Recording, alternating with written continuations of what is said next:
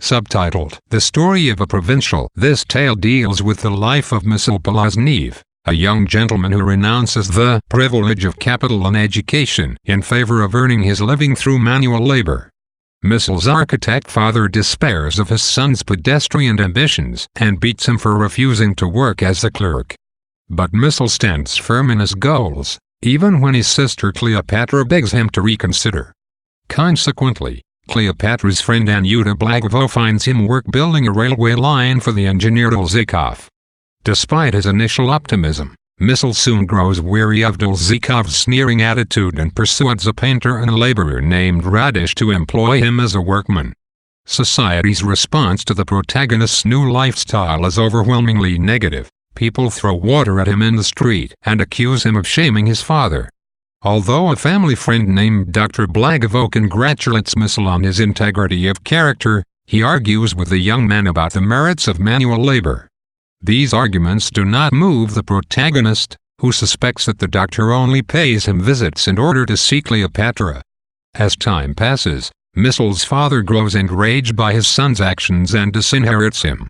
The protagonist discusses his dreams with Masha Chekhov, the engineer's daughter, who is intrigued by the Michel's idealism. She encourages him to pay her frequent visits, and the young couple soon falls passionately in love. The lovers move to the village of Dubeknya, get married, and manage Chekhov's country estate there.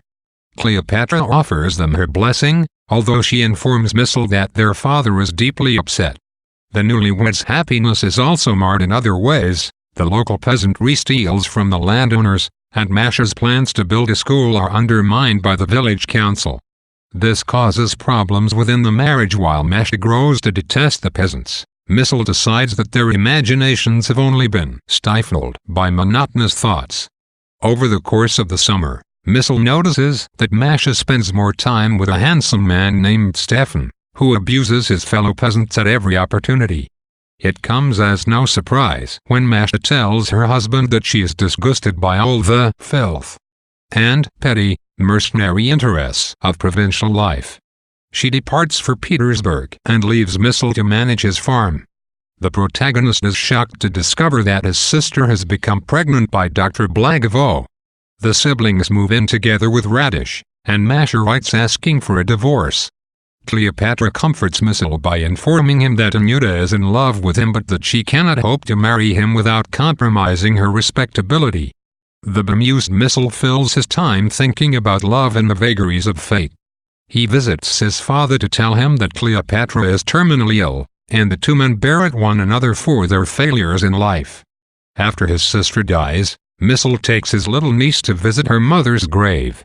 Michel notes with sadness that although people have accepted his job as a laborer, he is now silent, stern, and austere. First published in censored form in 1896, this tale is one of Chekhov's longest and most politically contentious, as Donald Rayfield notes. It draws on common themes such as the town-slash-country divide, self-realization through trial and hardship, and the disillusionment of failed ideals. Although Masha and Michel appear to be the perfect match, we see that the young woman is more intrigued by leading an interesting life than she is troubled by a social conscience. As a result, it is no surprise that Masha becomes disenchanted with the coarse Russian peasantry. In her comment to her husband, "If you work, dress, eat like a peasant you legitimize, as it were, their heavy, clumsy dress, their horrible huts, their stupid beards," we see Masha's distaste for a real as opposed to an idealized peasant lifestyle. In contrast, Michel's hardships only strengthen his resolve to live close to the land. Michel recognizes his wife's shallow liberalism and concludes, "Ideas and a fashionable intellectual movement served simply for her recreation. And I was only the coach driver who drove her from one entertainment to the other." Chekhov thus weaves marital conflict with social tensions to emphasize the complexity of the issues he is examining. Masha is not simply a hypocritical member of the gentry, who overlooks her father's alcoholism but revolts at the peasant's fondness for vodka. She is a woman who enters into debate on issues that concern her but for reasons of self-interest rather than altruism. Within this debate, Dr. Blagovo assumes the cynical viewpoint of the intelligentsia. He is skeptical of Missel's ideals and argues vehemently that there are no deep social currents among us. In his comment to Missel that we must study, and study, and study, and we must wait a bit for our deep social currents.